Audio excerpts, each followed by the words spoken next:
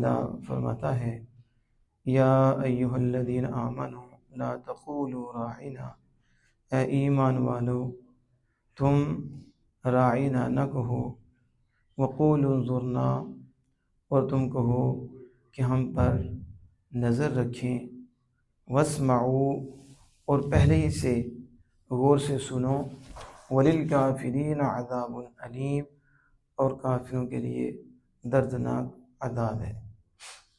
صحابہ کرام رضوان اللہ تعالی علیہم اجمعین نبی مکرم فخر دو عالم صلی اللہ تعالی علیہ وسلم سے تعلیم لیتے تھے، اور نبی مکرم فخر دو عالم صلی اللہ تعالی علیہ وسلم انہیں علم عطا فرماتے، انہیں سکھاتے۔ تو دوران تعلیم صحابہ کرام رضوان اللہ تعالی اجمعین عرض کرتے کہ یا رسول اللہ صلی اللہ علیہ وسلم ہمارا لحاظ کیجئے، ہماری رعایت کیجئے، یعنی ٹھہر کر آپ ٹھہریے تاکہ ہم سمجھ سکیں۔ یہ بات انہوں نے کی، اور اس میں کوئی بے ادبی نہیں تھی، نہ کوئی ایسا مسئلہ تھا۔ تو اللہ جل وعلا نے فرمایا کہ تم یوں کہو انظرنا، رائنا نہ کہو بلکہ کہو انظرنا کہ ہم پہ نظر رکھیں۔ اور آگے اللہ پاک فرماتا ہے کہ پہلے ہی سے غور سے سن لو، پہلے ہی سے غور سے سن لو تاکہ تمہیں انظرنا بھی نہ کہنا پڑے، تمہیں انظرنا بھی۔ اصل میں ہم قرآن سے دور ہو گئے ہیں اور چسکوں کے پیچھے ہم پڑ گئے ہیں، حقیقت کی طرف ہماری توجہ ہی نہیں۔ ہم بس دیکھتے ہیں کہ ہاتھ اٹھ گیا، سبحان اللہ کیا بات ہے، دو جمپ لگا دیے، نعرہ لگ گیا، قرآن پڑھ دیا، اثر ہی کوئی نہیں ہوا، حدیث پڑھ دی، اثر ہی کوئی نہیں ہوا، تھوڑا کہ ڈرامہ بازی کی، بس جی گہما گہمی ہو گئی ہے، ادھر سے نعرے ادھر سے نعرے۔ او خدا کے بندو، انداز دیکھ کے نعرہ نہیں لگاتے، بات سن کے نعرہ لگاتے۔ بات کیا ہو رہی ہے، چاہے اونچی آواز سے ہو چاہے آہستہ ہو، جب رب کی بات ہے تو زبان پہ سبحان اللہ آ جائے۔ جو محبت کرنے والے ہوتے ہیں وہ انداز نہیں دیکھتے، وہ یار کی بات دیکھتے ہیں۔ ہمارے ہاں تو عجیب ہی صورتحال بن گئی ہے، ابھی تک بھی ہمارے ذہن نہیں بدل رہا۔ ہم دیکھتے ہیں جتنا کوئی ناچتا ہے ہمیں اتنا ہی پسند ہوتا ہے، جتنا کوئی ڈرامہ باز ہے ہمیں اتنا ہی وہ پسند آتا ہے۔ ہم چگتے والوں کو پسند کرتے ہیں، تھوڑے ہیں نٹ کے اوپر چگتے کرنے والے، ہم نہیں دیکھتے کہ کمینہ کو پڑا ہوا بھی ہے کہ نہیں، یہ دین کا مذاق اڑا رہا ہے، نہیں، ہمارا من راضی ہو رہا ہے، ہماری خواہش راضی ہو رہی ہے۔ بس پڑھو سیکھو۔ آج کے دور میں ایمان بچانا بڑا مشکل ہے، ہر بات پہ سبحان اللہ بھی نہیں کہتے، پہلے سوچتے ہیں کہ بات کیا کی ہے، تو انداز دیکھ کے بھی سبحان اللہ نہیں کہتے، بات دیکھ کر کہتے ہیں کہ بات کیا ہو رہی ہے، کس کی ہو رہی ہے۔ اب یہ جو آیت کریمہ ہے نا، اس میں آپ غور کریں تو نبی اکرم صلی اللہ تعالی علیہ وآلہ وسلم کی شان اور حضور کا مقام اللہ نے واضح فرمایا۔ صحابہ کہہ رہے ہیں کہ ہمارا لحاظ کیجیے، ہم سمجھ سکیں، کیا یہ بے ادبی ہے؟ تو اللہ پاک نے یوں تو نہیں فرمایا کہ محبوب جو آپ کے صحابہ کہہ رہی ہیں آپ ان کا لحاظ کر لیں، آپ ذرا آہستہ کر لیں، وہ سمجھ سکیں، نہیں، یوں نہیں فرمایا، بلکہ کہا پہلے تو نظر رکھو، اور آگے میں واسمعوا، تمہیں یہ بھی کہنا نہ پڑے کہ اللہ کے رسول ہم پہ نظر رکھیں، تم پہلے ہی توجہ سے سنو۔ سمجھ آ رہی ہے؟ ادب یہ ہے کہ تم یہ نہ کہو کہ ہم پہ رعایت کریں، بلکہ یار سکھاتے رہیں، تم ہما تن گوش ہو کر سنتے رہو۔ یہ اصل، یہ ہے ادب، یہ احترام۔ اور اللہ نے اپنے محبوب کو نہیں فرمایا کہ محبوب ان کا لحاظ کیجئے، بلکہ صحابہ کو فرمایا کہ تمہیں یہ کہنا بھی نہ پڑے، تم پہلے ہی غور سے سن لو۔ اب یہ حضور سید عالم صلی اللہ تعالی علیہ وسلم کا ادب ہے جو اللہ پاک سکھا رہا ہے۔ ہوا کیا، یہودیوں کی زبان میں یہ جو رائنہ لفظ ہے اس کا معنی گالی ہے یہودیوں کی زبان میں، تو انہوں نے یہ کہنا شروع کر دیا، نعوذ باللہ من ذالک۔ حضرت سعد بن معاذ رضی اللہ تعالی عنہ وہ یہودیوں کی بولی جانتے تھے اور ان کی اس طرح سے واقف تھے۔ جب انہوں نے سنا تو ظاہر ہے صحابی ہوں اور نعوذ باللہ نبی کرم صلی اللہ علیہ وسلم کی گالی سنیں، برداشت ہو گیا۔ تو آپ نے کہا کہ اگر اب میں نے تمہیں سے کسی سے یہ سنا میں اس کی گردن مار دوں گا، اسے قتل کر دوں گا۔ تو انہوں نے کہا آپ ہم پہ برہم ہو رہے ہیں اور ہم پہ ناراض ہو رہے ہیں، جبکہ مسلمان بھی یہی کہتے ہیں۔ حالانکہ صحابہ کا تو یہ ذہن بھی نہیں تھا، یہ اپنی زبان میں گالی کے لیے استعمال کر رہے تھے۔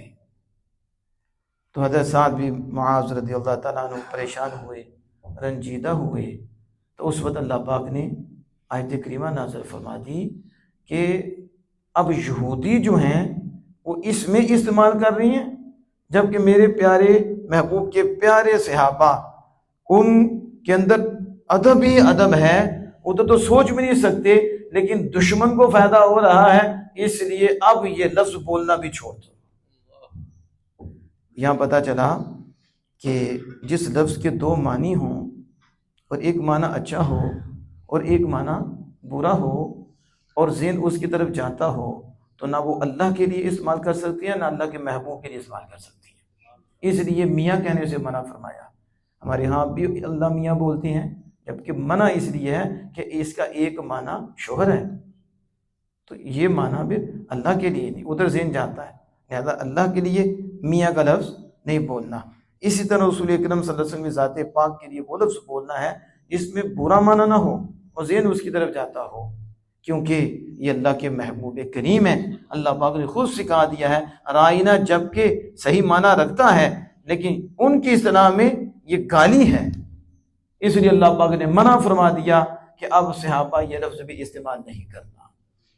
اب آگے دیکھیں، یہ جو رائنہ ہے عربی میں یہ باب مفاعلہ سے ہے، راعا یراعی مراعاتن فہوا مراعن، اور اس کا جو امر حاضر کا صیغہ آتا ہے وہ ہے راعی، راعی، اس کا معنی لحاظ کریں۔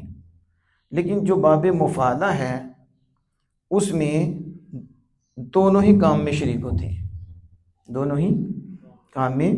مثال کے طور پر مناظرہ ہے تو مناظرہ ایک سے ہوتا ہے یا دو سے ہوتا ہے، اور دونوں ہی کرنے والے ہوتے ہیں، یہ ایک کرنے والا ہوتا ہے۔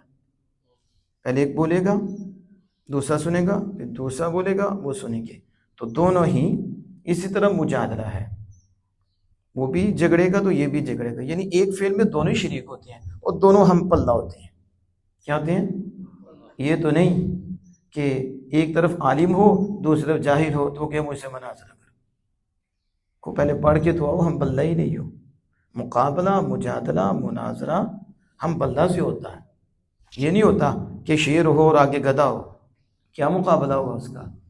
تو یہ سمجھانے کے لیے کہہ رہا ہوں، مشارکت جو ہے اس میں بھی دو شریک ہوتی ہیں، شرکت ہوتی ہے۔ یہ سارے باب مفاعلہ سے ہیں، یعنی دونوں ہی کرنے والے ہوتے ہیں اور دونوں ہی برابر ہوتے ہیں۔ کیا ہوتے ہیں؟ برابر۔ اب راعی باب مفاعلہ سے ہے، اس میں برابری کا بھی پہلو پایا جاتا ہے، جبکہ صحابہ کرام رضوان اللہ تعالیٰ علیہم اجمعین کے کروڑویں جو خیال ہے وہاں تک بھی کوئی ایسا مسئلہ نہیں ہے، لیکن جب کہ ظاہری طور پر اس میں مقابلہ پایا جاتا اور برابری پائی جاتی ہے، تو اللہ پاک نے اپنے محبوب کے صحابہ کو منع فرما دیا، وہ لفظ استعمال نہیں کرتا جس میں محبوب کے ساتھ برابری کا بھی وہم ہو، اس کو ترک کر دیں۔ اور ایک اس کا معنی ہے چرواہا۔ جب اسے مجرد کے باب سے لیتے ہیں تو یہ راعاز، جرعا، یہ رعایت، راعین جس کا مطلب ہوتا ہے چرانا، اور کلکم راعین، تم میں سے ہر ایک رائی ہے، یعنی نگہبان ہے، حفاظت کرنے والا ہے، اور ہر ایک سے اس کی نگہبانی کے بارے میں پوچھا جائے گا۔ اب راعین کا معنی ہے یعنی چرواہا، وہ کیا کرتے؟ زبان کو ٹیڑھا کرتے، اور راعینا کو راعینا کیا کرتے؟ اب یہ اس میں فاعل بن گیا، اب بنی رہا، جس کا مطلب نعوذ باللہ یہ بنتا ہے ہمارے چرواہے، یعنی اس کو ٹیڑھا کیا، لیم بِأَلْسِنَتِهِمْ، اپنی زبانوں سے ٹیڑھا کرتے اور کمینے اس کو اس میں فاعل بناتے، اور جس کا معنی چرواہا ہے۔ تو اللہ پاک نے منع فرما دیا کہ صحابہ کہ اب دشمن جو ہیں اسے غلط معنی میں استعمال کر رہے ہیں، اس لیے تم نے یہ لفظ استعمال نہیں کرنا، انظرنا کہنا ہے، اور انظرنا کی نوبت نہ آئے، پہلے ہی توجہ سے سن لو، تاکہ محبوب کو یہ بھی نہ کہنا پڑے کہ آپ ہم پہ نظر کرم رکھیں۔ اب دیکھو حضور کی بارگاہ کا ادب کتنا ہے، آگے فرمایا وَلِلْكَافِرِينَ عَذَابٌ أَلِيمٌ، اور کافروں کے لیے دردناک عذاب ہے۔ تو پیچھے کافر کون ہے؟ اب غور کریے نا، قرآن پاک ہے، پیچھے تو صحابہ ہیں، تو یہ اللہ پاک نے کیوں فرمایا کافروں کے دردناک عذاب ہے؟ یہ جو غلط معنی لے رہے تھے اور گالی میں استعمال کر رہے تھے، نبی اکرم صلی اللہ علیہ وسلم کو گالی دے رہے تھے، ان شہودیوں کے لیے، یہ جو کافر ہیں ان کے لیے دردناک عذاب ہے۔ آپ سمجھ رہے ہیں اس کو کہ نبی اکرم صلی اللہ علیہ وسلم کا کتنا مقام ہے؟ یا میں بات کر کے بات کو مکمل کروں کہ آقا تو جہان صلی اللہ علیہ وسلم تعلیم دیتے تھے، کیا کرتے تھے؟ تعلیم دیتے تھے، اور جو حضور کے آگے بیٹھے ہوئے تھے وہ تعلیم لیتے تھے، اور وہ صفہ کا چبوترا تھا جس پہ آمنہ کی رات صلی اللہ علیہ وسلم تشریف فرما ہوتے، اور صحابہ کرام رضوان اللہ تعالی علیہم اجمعین آقا دو جہاں صلی اللہ علیہ وسلم سے علم دین حاصل کرتے اور سیکھتے، اور غربت کتنی تھی کہ لباس بھی پورا نہیں تھا، فقر اتنا تھا، اور قریش تانا دیتے تھے، کفار تانا دیتے تھے، لیکن اللہ کو کتنے پسند تھے، اللہ کے ہاں کتنا ان کا مقام تھا کہ اللہ نے اپنے محبوب کریم صلی اللہ علیہ وسلم کو فرمایا محبوب ٹک ٹکی باندھ کر ان کو دیکھیں اور اپنے آپ کو ان کے ساتھ رکھیں، یہ وہ ہیں جو دن اور رات میری رضا کے لیے عبادت کرتے ہیں۔ یہ اللہ پاک ان کی تعریف فرما رہا ہے وَلَا تَعْدُ عَيْنَاكَ عَنْهُمْ تُرِيدُ زِينَةَ الْحَيَاةِ الدُّنْيَا، کہ محبوب جی میرے ہاں مقام رکھتے ہیں، یہ مرتبہ رکھتے ہیں، تو غربت تھی لیکن سیکھ کیا رہے تھے؟ علم دین، اور اس پہ عمل کر رہے تھے، تو مقام کتنا تھا، مرتبہ کتنا تھا۔ اس لیے شیر خدا کرم اللہ تعالی وجہہ الکریم نے فرمایا کہ ہم جبار کی تقسیم پہ راضی ہوئے، ہم اللہ کی تقسیم پہ راضی ہوئے۔ کیا تقسیم ہے؟ کہا ہمارے لیے علم ہے، وَلَنَا عِلْمٌ، ہمیں اللہ نے علم دیا ہے، وَلِلْجُهَّالِ مَالٌ، اور جاہلوں کو مال دیا ہے، اور علم ختم ہونے والا نہیں ہے جبکہ مال فنا ہونے والا ہے۔ شکر ہے اس ذات کا اور مہربانی اس ذات کی، اس نے ہمیں وہ دولت دی ہے جو مر جانے کے بعد بھی باقی رہے گی، اور باقی دولت تو خالی ختم ہو جائے گی، فنا ہو جائے گی، لیکن علم کی دولت ایسی دولت ہے، یہ قبر میں بھی ساتھ رہے گی، حشر میں بھی ساتھ ہی رہے گی، حتیٰ کہ جنت میں بھی ساتھ رہے گی۔ یعنی یہ وہ دولت ہے جو نبی اکرم صلی اللہ تعالی علیہ وآلہ وسلم کو اللہ نے بیچ کر عطا فرمائی ہے اور سکھائی ہے۔ اصل میں جو بات کرنا چاہتا تھا وہ یہ تھی کہ آج ہم دین سیکھنا نہیں چاہتے۔ مجھ سمیت کیا حالت ہے ہماری، ہم دین سیکھتے ہیں، کتنا ٹائم دیتے ہیں، اور صحابہ کی زندگیاں پڑھیں، ہمارے پاس تو ہر چیز ہے کھانے کی، پینے کی، کپڑے، لباس، گرمی سے بچنے کے لیے لباس، سردی سے بچنے کے لیے سہولیات، سب کچھ موجود ہے۔ ادھر موجود تھا۔ ادھر حالت کیا تھی؟ حضرت ابو ہریرہ رضی اللہ عنہ بے ہوش ہو جاتے تھے، یہ حالت تھی۔ اور آپ کو یاد ہوگا کہ آپ کو سخت بھوک لگی ہوئی تھی، تو حضور کی بارگاہ میں آئے تو ایک پیالہ دودھ کا تھا اور صحابہ صفہ 70، تو حضرت ابو ہریرہ رضی اللہ تعالیٰ پہ اور آزمائش آ گئی۔ آپ نے فرمایا کہ تقسیم کرو۔ تو اب بتاؤ، بھوک لگی ہو، ہمارے تو بندہ کھا جاتے ہیں، ادھر رات لگے گی، دیکھو حال کیا ہوتا ہے، رجے ہوئے بھی آگے ہوں گے، وہ کہیں گے سارے ہمیں ڈبے مل جائیں، باقی سارے ایسے گھر چلے جائیں، یہی حال ہوتا ہے نا۔ لیکن ادھر دیکھو، پتہ بھی سارا کچھ ہے، بھوک بھی ہے، آزمائش دیکھیں۔ تو ادھر ابو ہریرہ ایک کو دیا، پیٹ بھر کے پیا، ایک قطرہ بھی کم نہیں ہوا، حتیٰ کہ 70 کے 70 پی گئے، ایک قطرہ بھی کم نہیں ہوا۔ تو حضرت ابو ہریرہ رضی اللہ تعالیٰ کی باری آ گئی، تو آپ نے فرمایا اشرب اللبن، یا ابا ہریرہ پیو، اشرب، آپ نے پیا اور پیٹ بھر کے پیا۔ فرمایا یا ابا ہریرہ اشرب، اور پیو، پھر پیا، آگے ہی گنجائش نہیں تھی، اتنا اور پیا۔ یا رسول اللہ بنے، حضور سید عالم صلی اللہ علیہ وسلم اس وقت جوش میں تھے اور رحمت جوش میں تھی، کہا پیو پیو پیو، کہاں بھی گنجائش کوئی نہیں، یعنی آنتیں پھٹ جائیں گی، اب تو گنجائش ہی نہیں، ایک قطرہ بھی کم نہیں ہوا۔ نبی اکرم صلی اللہ علیہ وسلم نے پکڑا اور آپ نے پی لیا، 70 صحابہ کا جھوٹا حضور نے پی لیا، لیکن ایک قطرہ بھی کم نہیں ہوا۔ اللہ نے اپنے محبوب کریم صلی اللہ علیہ وسلم کو یہ اختیار دے رکھا ہے۔ لیکن میں بتا رہا ہوں، اتنی سختی میں انہوں نے دین حاصل کیا، انہیں علم حاصل کیا۔